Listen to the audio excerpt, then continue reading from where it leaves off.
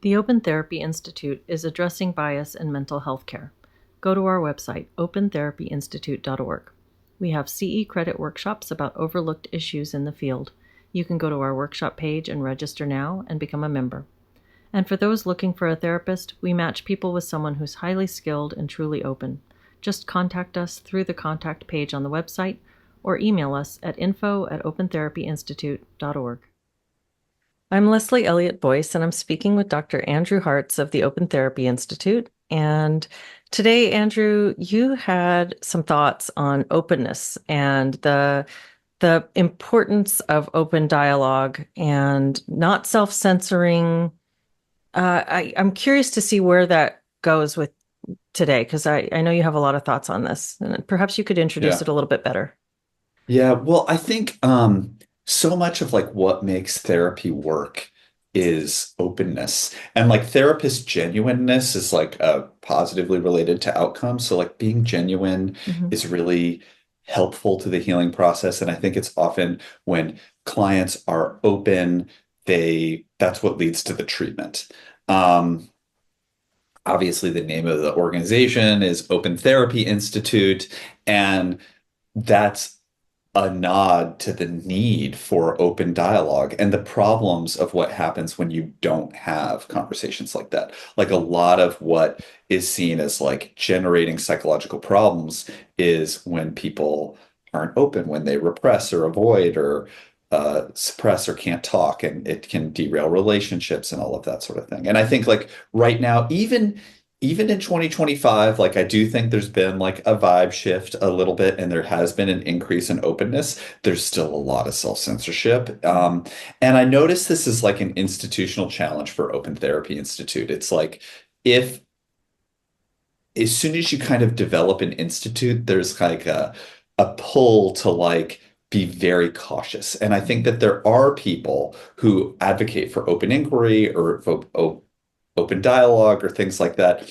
But as soon as they start to advocate for it, they think, I'm advocating for something that's potentially controversial, and I'm going to get attacked if I say one wrong thing. So I have to be hyper vigilant about everything that I say and do. I can't associate with anybody who might be controversial. I can't say anything that might be controversial. I have to stay very narrowly in terms of advocating for this issue. Mhm. And I've got to stay away from anything controversial.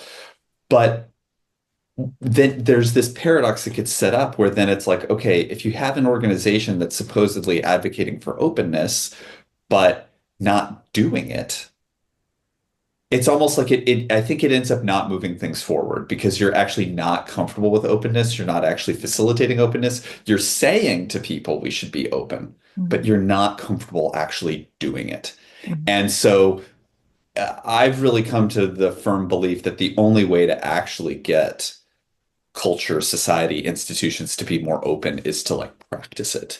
And I think a lot about these conversations, which are not scripted, and we go off script and we say controversial stuff, and maybe I would take some of it back or think over it and want to polish some of the things I'm saying. But I think that there's something inherently valuable about demonstrating openness, demonstrating dialogue, being able to talk about controversial issues in an uninhibited and a sincere way that is really potentially healing and like needs to be modeled. And it's not just for culture, but like maybe particularly for therapists and for therapy of like Mhm. showing like we are having a really hard time talking about some really important stuff. And if we want to have a culture of openness, we have to kind of like live it, I think, to get there. Yeah, there's so much in that. I think when you're talking about the value of unscripted dialogue, I thought of when I first discovered podcasts, I guess that would have been like 2017, 2018, something like that. I started listening to all these conversations, and it was really cool because suddenly you have something. I mean, it filled, somebody said this recently, the NPR shaped hole in my life because I had Yeah. loved NPR when I was younger, but then I found it too Right. propagandistic over time. Right. And I remember it was Joe Rogan. He was having dialogues with people, and you could hear him not afraid to admit he didn't know something and to be Mm. genuinely like trying out a thought.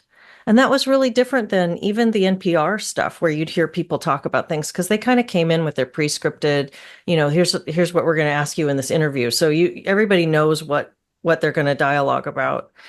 And there was something different with this podcast genre where people were actually having candid conversations. And it opened something up in me too. It made me realize that there's really profound power in that openness and that vulnerability. And I don't mean power in terms of like power over. I mean that it's a powerful tool for learning and for expanding. And also when you were talking about the institution and how as things grow, there's this tendency to put up guardrails and sort of Mhm. constrict a little bit. I thought about that quote. If you aren't a liberal when you're young, you have no heart. But if you aren't a middle-aged conservative, you have no head. And in terms of the themes, and I wonder what you think about this archetypally or from, maybe a Freudian standpoint, even the themes of progressivism or liberality and conservatism, what those mean in the life cycle of an individual, of a country, of an institution. Mhm. So an institution, say, beginning, it might begin with, if we use the Open Therapy Institute, there's one person who has a vision.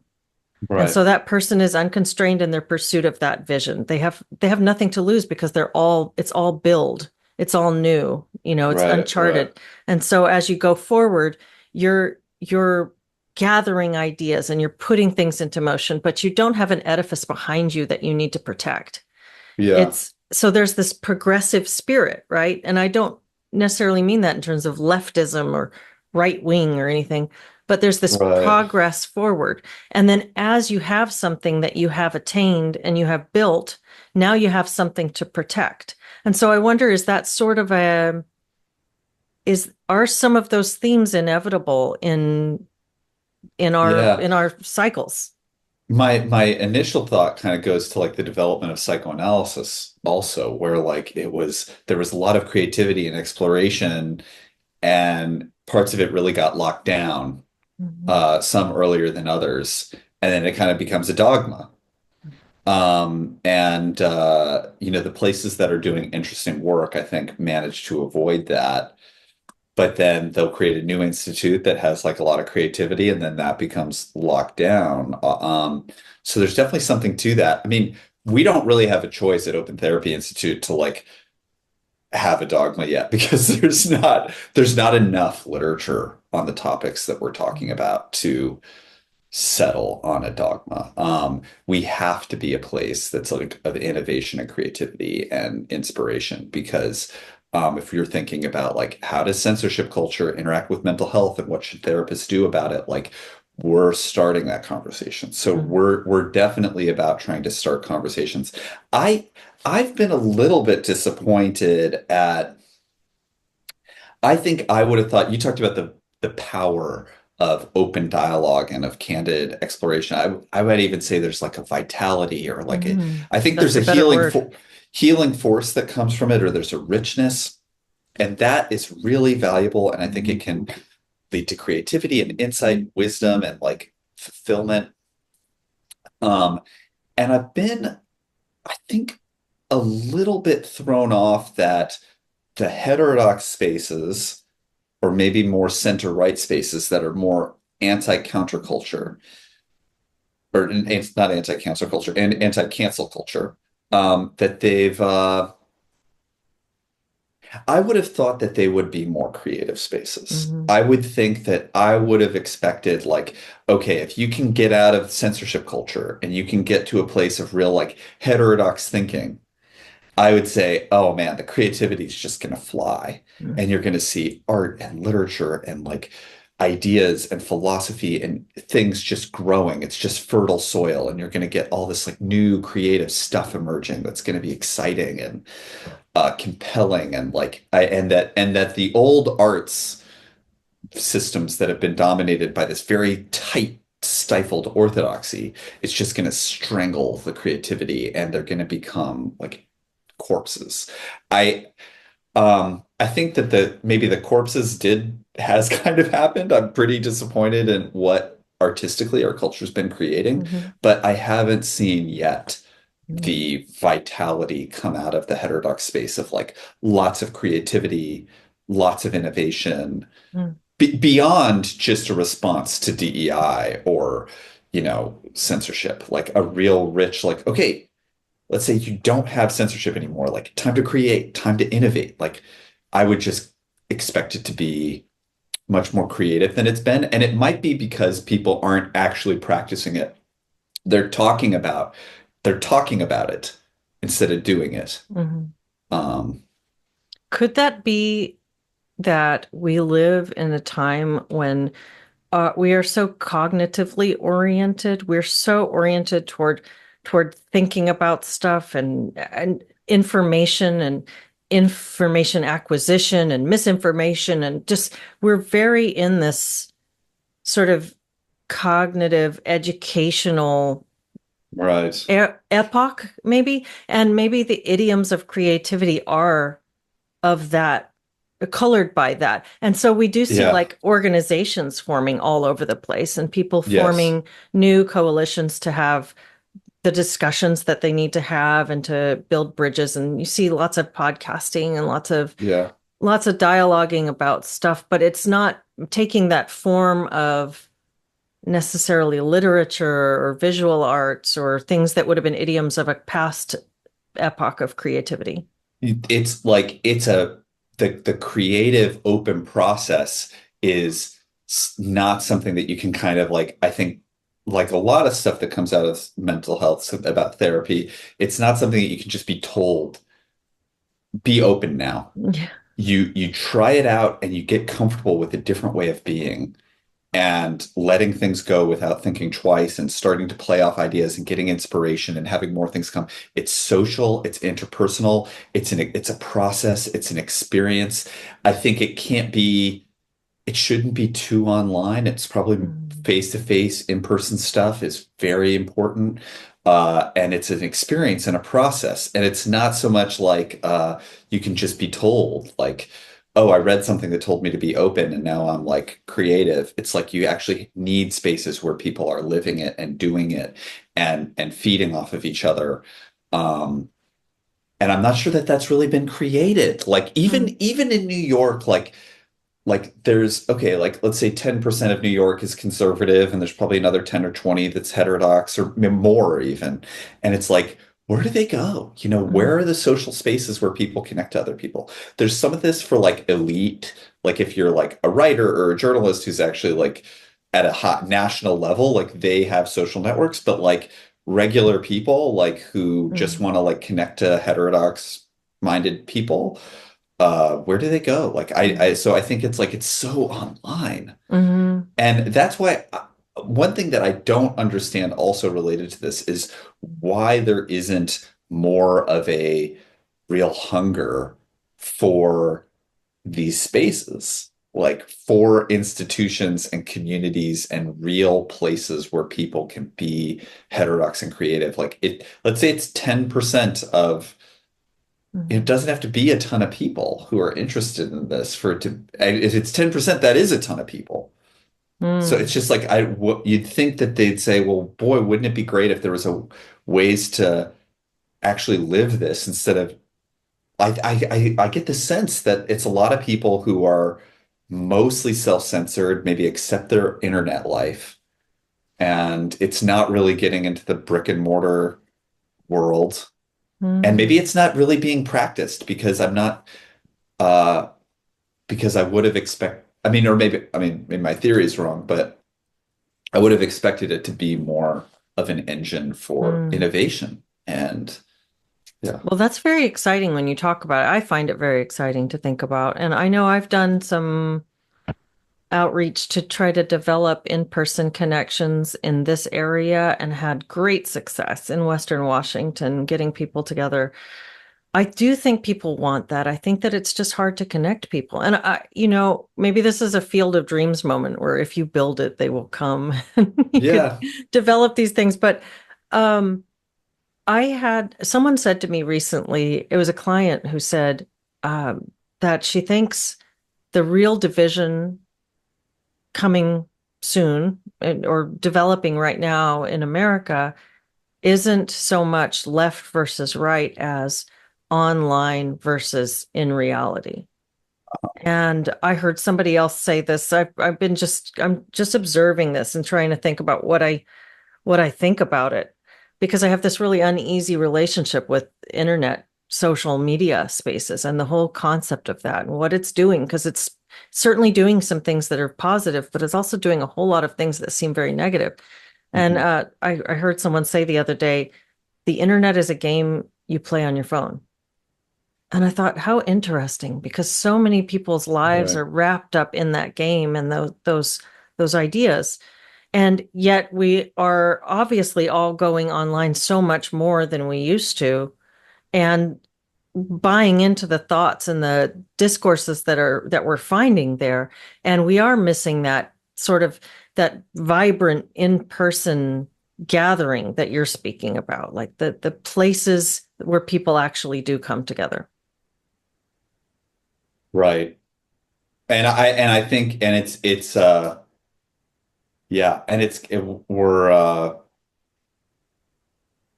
I don't understand because to me the online stuff I don't get any nourishment from it. Hmm. I mean, I guess I get some from like talking to you or something and we're on Zoom, Hmm. you know. But I don't this is like a fraction of what I would get having this conversation in person. Totally. And Totally.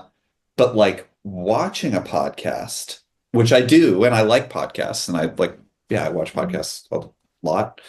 Um, but I don't find it socially nourishing. And I Hmm. would just like, I just think would be starving for some of these in-person places where you can connect to people. And maybe that's like, we talked about like the vision for Open Therapy Institute and like a lot of people who are self-censoring, they're not looking for a therapist. Maybe they're looking for more of this in-person type of connection that probably has a lot in common with therapy in terms of a space where you're actively there's a container and some sort of regulatory function so it's not doesn't get too wild, but it is focused on fostering openness and connection. Hmm. And there is a kind of like therapeutic function in the background, even if it's Hmm. not quite therapy per se.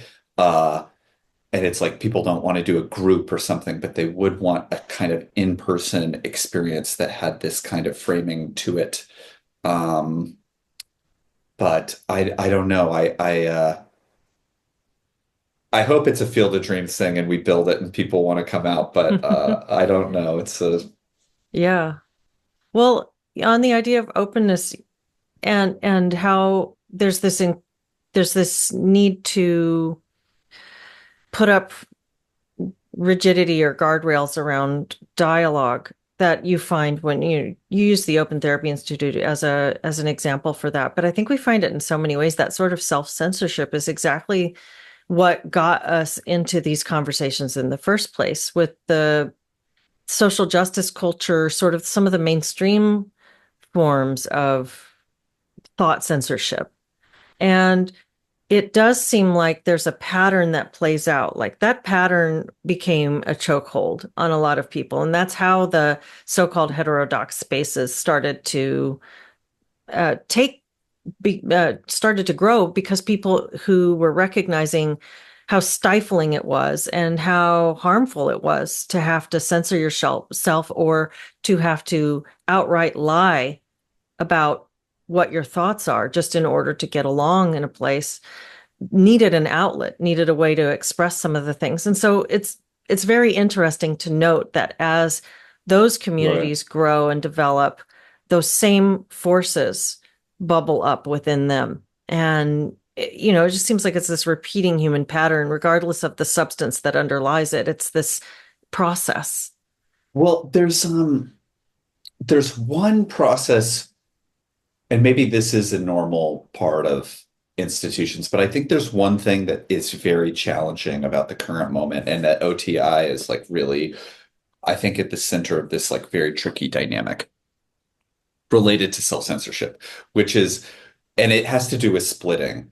It has to do with when, like, the social justice, one side of the dialectic takes over every institution. What's missing is the other side of the dialectic. Just speaking in extremely abstract terms.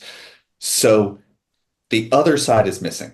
Now, how do you get to a balanced place?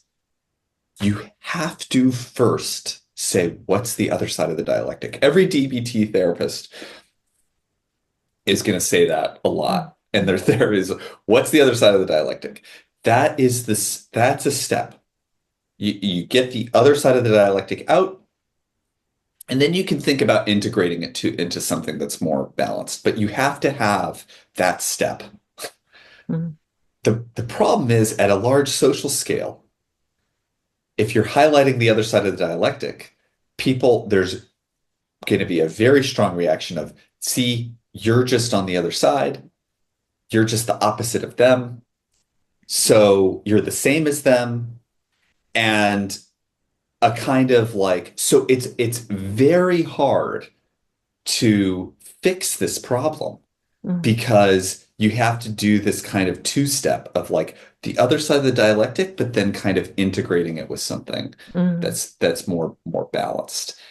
Um, and so it's really, really dangerous, but you can't get there you can't skip that step. I see a lot of people who want to say, let's be balanced, but they're uncomfortable highlighting the other side of the dialectic. They don't make progress. Mhm.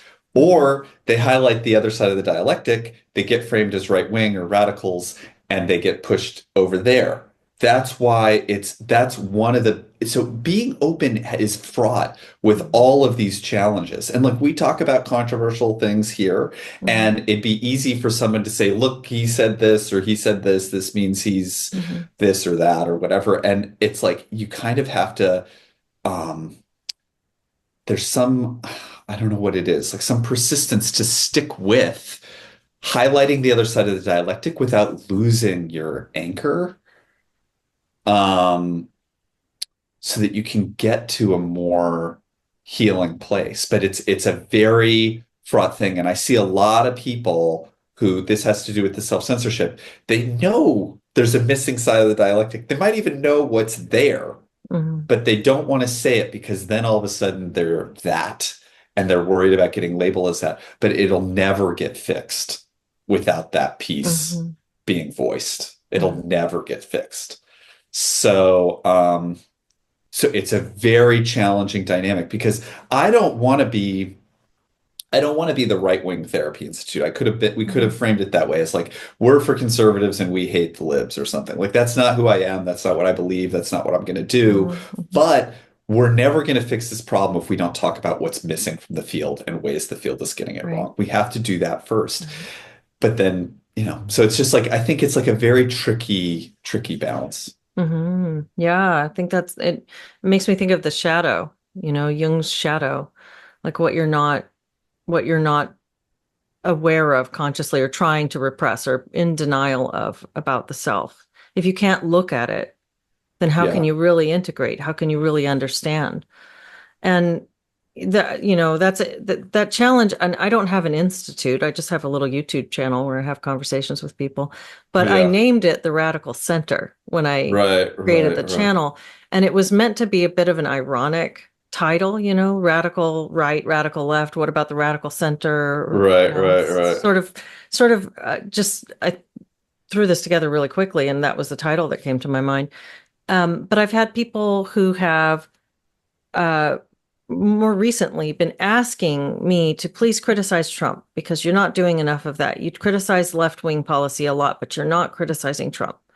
And Right. that's really interesting to me because there's so much to say about that. And I'm not sure if, this is the conversation for us to get into that, but I'm Right. thinking about that because I am someone who was oriented more towards what we would think of as the left.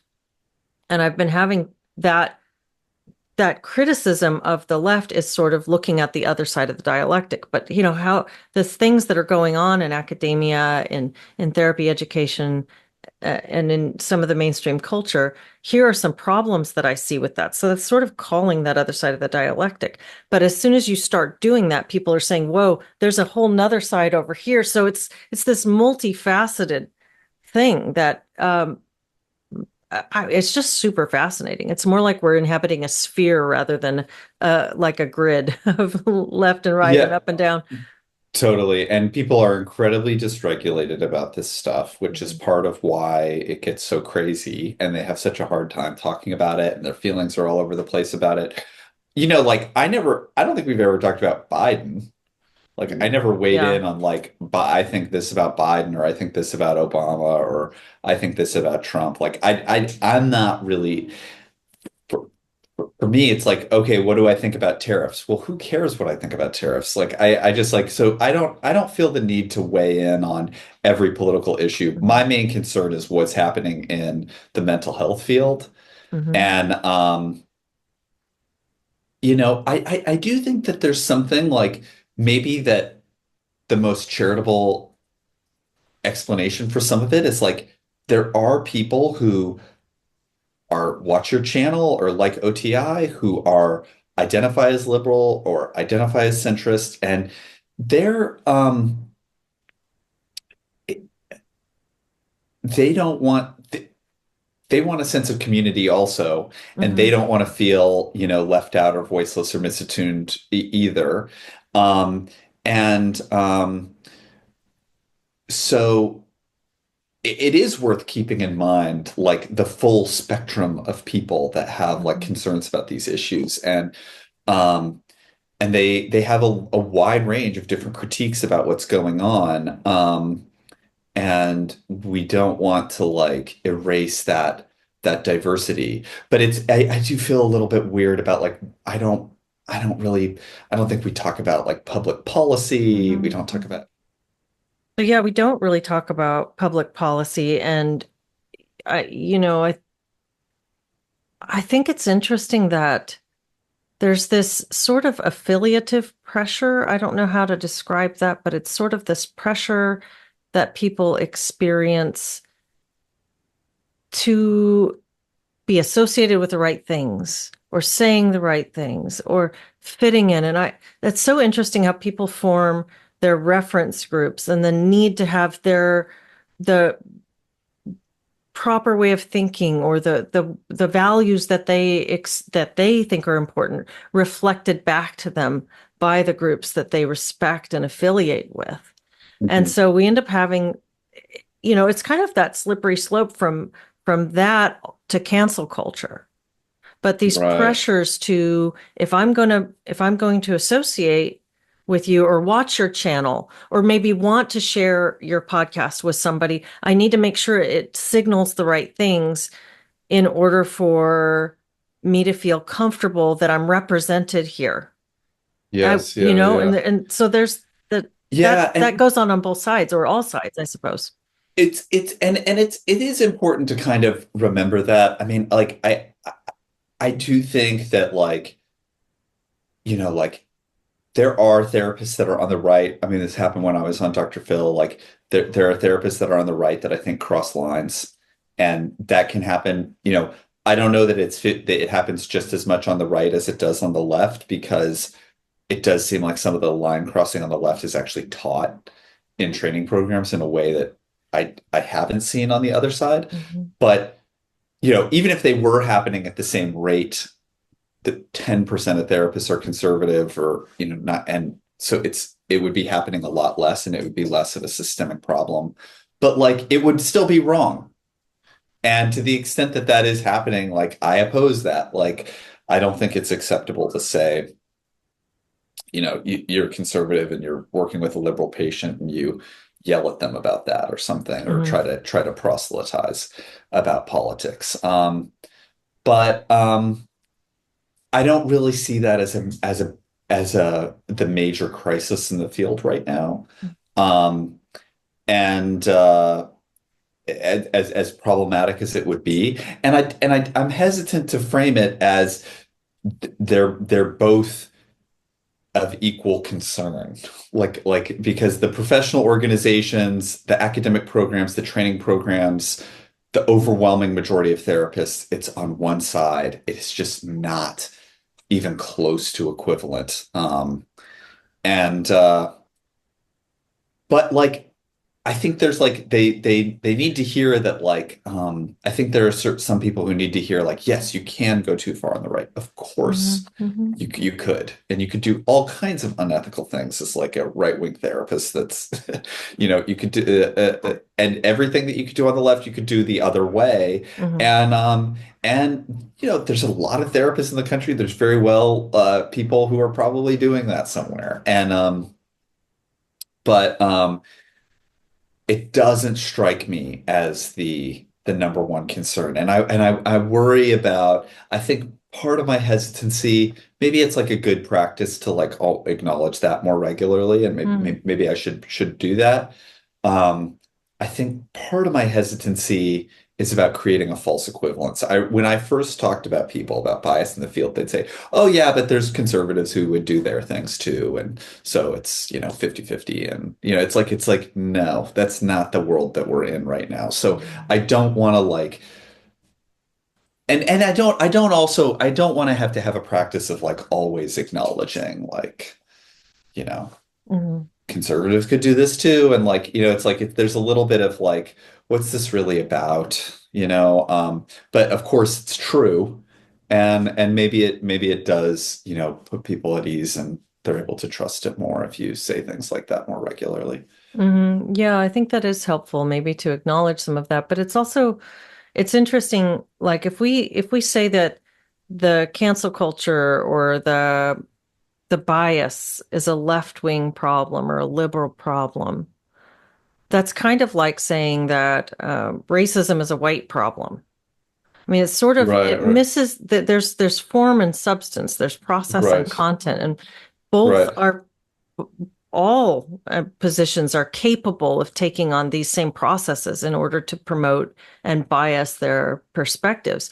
We just happen to be in a time when the bias that we're experiencing is a very is of a very left-wing liberal flavor. We've seen that take Yes. over. So to stay open, I suppose, or to stay in the center would be to acknowledge that there's a problem with this process and that it's not so Yes. much these ideas. You are welcome to think what you want to think. In fact, like going back to social justice in therapy, I think it would be fine to have a therapeutic orientation that's called social justice therapy. If you want to train people that way, just label it what it is.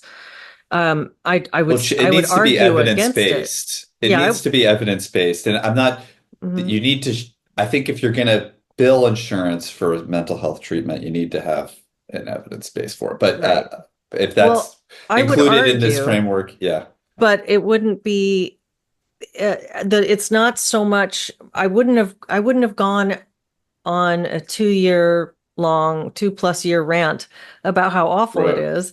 right, It's because it became authoritarian. It became right, right, right. monopolistic. And so if something on the other side were like that too, I mean, if you can give me like some right wing talking point that would take things too far and make that authoritarian, make that monopolistic, I would have a problem with that too. It's the process that's being of restricting, of closing, and of kind of gatekeeping the way that Hmm. people think. Yeah. Well, and I think like just going back to like how to respond to that, like Hmm. I I really didn't just not to harp on OTI the whole episode, but I really didn't want to have an institute where we're like, okay, 50-50 liberal conservative in our Hmm. journal. So we have 12, we get to do 2 issues a year with 12 articles. 6 of them will be from a social justice perspective, which is already an oversaturated in the field, but we'll reproduce half of every article, half of all of our workshops, half of our articles will reproduce in arguments that are already oversaturated everywhere. Right. And then for the conservative argument, there'll be these very safe, moderate arguments that therapists should be non-political. Hmm. That just has no appeal to me at all. I just did not want to do that. I was like, there's so many interesting perspectives that are missing if we have the courage to actually unpack them and do interesting work that's not being done anywhere. And I Hmm. don't want to spend half of my resources platforming stuff that's already dominating every training program. Like I we have limited resources. Like if I was the American Psychologist and I was the flagship journal of the APA or something, I would feel an obligation to represent both sides. But if we're specifically trying to highlight issues that are overlooked, Yeah. I don't want to spend half my resources regurgitating arguments that I've already heard dozens of times and everybody gets in every training program. Like it's just um and I want to make sure that we actually use those resources to do the interesting, important work that no one else is doing. But the danger is, just like I said, then you get labeled, oh, you're the other side. And Mm-hmm. Mm-hmm. uh, yeah, I Well, think I it's just a think, step in the process yeah. toward like once we that enters the conversation, we can start to integrate it in a more balanced way. But we have to get it out there first. Mm-hmm. Absolutely. And I think that perhaps the only way to guard against some of that institutional rigidity coming on is to maintain that dedication to the openness and continue to perform that process, which is what OTI has been doing. Totally. Thanks. Yeah. Yeah, thanks, Andrew. Thanks, Leslie.